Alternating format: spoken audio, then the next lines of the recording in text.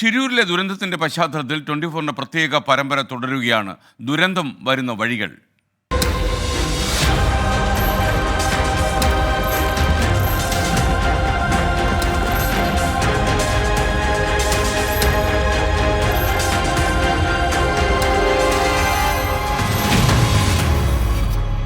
കണ്ണൂരിലേക്കാണ്. ദേശീയപാത നിർമ്മാണത്തിനായി കുന്നിടിച്ച് മണ്ണെടുത്ത പല സ്ഥലങ്ങളിലും വൻ അപകടങ്ങൾ പതുങ്ങിയിരിക്കുന്നു എന്നാണ് ഞങ്ങളുടെ ബ്യൂറോ റിപ്പോർട്ട് ചെയ്യുന്നത്. ദുരന്ത പ്രതിരോധത്തിന് കാര്യക്ഷമമായ ഇടപെടലൊന്നും കാര്യമായി ഉണ്ടാകുന്നില്ല. അപായ ഭീതിയിൽ ഉറക്കം നഷ്ടപ്പെട്ട അനേകം ആളുകളുണ്ട് എന്ന് അപ്പോഴും അധികൃതരുടെ നിസ്സംഗത തുടരുന്നുവെന്ന് നമുക്ക് ഒപ്പം ചേർന്നുകൊണ്ട് കണ്ണൂർ ബ്യൂറോ റിപ്പോർട്ട് ചെയ്യുന്നു.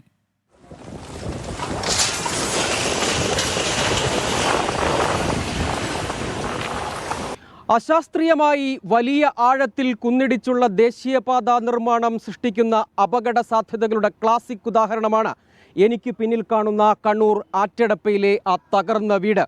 സോയിൽ നെയിലിംഗ് അടക്കമുള്ള സംരക്ഷണ കവചങ്ങൾ ഇവിടെ യാതൊരു പ്രയോജനവും ചെയ്തില്ലെന്നതുകൂടി കാണണം. കണ്ണൂർ ആറ്റടപ്പയിൽ 20 മീറ്റർ താഴ്ചയിലാണ് ദേശീയപാത നിർമ്മാണത്തിനായി കുന്നിടിച്ചത്. മണ്ണിടിച്ചിൽ തടയാൻ സോയിൽ നെയിലിംഗ് ചെയ്തെങ്കിലും ഫലമുണ്ടായില്ല.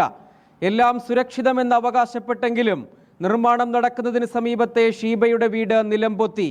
തൊട്ടടുത്ത VV ഉപേന്ദ്രന്റെ വീടും അപകടാവസ്ഥയിൽ. നമ്മളൊരു പട്ടിക്കൂടിൻ്റെ ഒരു പട്ടയിൽ അത്ര പോലും തിക്നെസ് ഇല്ലാതെ ഒരു ഇത് വെച്ചിട്ടാണ് സോയിൽ നെയിലിംഗ് ചെയ്യുന്നത്. അപ്പോൾ അത് ഒരിക്കലും നമുക്ക് ഒരു സേഫ്റ്റിയും നമ്മളെ വീടുകൾക്കൊന്നും കൊടുക്കാനും പറ്റില്ല. ഈ വഴി യാത്ര ചെയ്യുന്ന ആളുകൾക്കും കൊടുക്കാൻ പറ്റില്ല. ഏത് സമയത്തും അത് സോയിൽ നെയിലിംഗ് അടക്കം അടന്നു വീഴാൻ സാധ്യതയുണ്ട്. എളയാവൂരിലും കാര്യങ്ങൾ വ്യത്യസ്തമല്ല. ഏറ്റെടുത്ത ഭൂമിയുടെ പരിധിയും വിട്ട് മണ്ണിടിച്ചിൽ. അന്തിയുറങ്ങുന്ന വീട് എപ്പോൾ വേണമെങ്കിലും നിലം പൊത്താമെന്ന ആശങ്കയിൽ പ്രദേശവാസിയായ ബിജു. നല്ലൊരു ഉറപ്പിലുള്ള മഴയും കൂടി പെയ്തിട്ടുണ്ടെങ്കിൽ, കാരണം അതിൻ്റെ ഉള്ളിൽ ഫുൾ വെള്ളം കെട്ടിയിട്ട് നിൽക്കുന്നുണ്ട്. ഇപ്പോൾ അവസ്ഥ കണ്ടിട്ടുണ്ടാവുമല്ലോ, അതിൻ്റെ നേരെ വേക്കലല്ലേ അടിയിൽ തെങ്ങ്. ഇനി അതും കൂടി പൊട്ടിക്കഴിഞ്ഞാൽ പിന്നെ എന്തെയും അടുക്കളേൻ്റെ ഭാഗം എത്തി.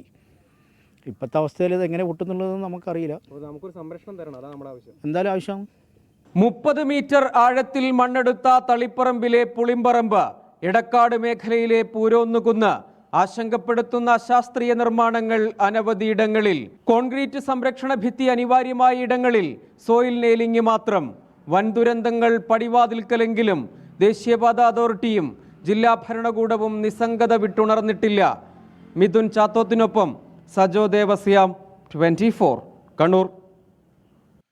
എന്തായാലും ഈ ഷിരൂരിൻ്റെയൊക്കെ പശ്ചാത്തലത്തിൽ തീർച്ചയായിട്ടും ഈ വലിയ കുന്നുകളൊക്കെ ഇടിക്കേണ്ട സാഹചര്യമുള്ള ഈ നാഷണൽ ഹൈവേ പോകുന്ന സ്ഥലങ്ങളിലൊക്കെ തന്നെ കാര്യമായ പഠനങ്ങൾ നടന്നിട്ടുണ്ടോ എന്ന കാര്യം ഈ ജില്ലാ കളക്ടർമാർ പരിശോധിക്കേണ്ട സമയമായി എന്നാണ് എനിക്ക് തോന്നുന്നത്. ജില്ലാ കളക്ടർ പ്രത്യേകിച്ചുള്ള മജിസ്ട്രിയൽ അധികാരം ഉപയോഗിച്ച് അങ്ങനെ എന്തെങ്കിലും സംഭവിക്കുകയാണെങ്കിൽ അത് തടയാനും അവർക്ക് കഴിയണം. കാരണം ഇത് വികസനം നല്ലതാണ്, വികസനം വരികയും വേണം. ഒരു രാജ്യത്തിൻ്റെ നല്ല റോഡുകൾ എന്ന് പറഞ്ഞാൽ രാജ്യത്തിൻ്റെ ഏറ്റവും വലിയ വികസനത്തിൻ്റെ വഴി തന്നെയാണ്. അതോടൊപ്പം മനുഷ്യ ജീവിതത്തിലേക്ക് അപകടത്തിൻ്റെ ദുരന്തമായി ഈ രാജപാതകൾ മാറുന്നു എന്നുള്ളത് നമ്മളെ വല്ലാതെ സങ്കടപ്പെടുത്തുന്നു. ഇപ്പോൾ ഈ ഷിരൂരിലുണ്ടായ ദുരന്തം രാജ്യത്തൊരു സ്ഥലത്തും ആവർത്തിക്കാൻ പാടില്ല.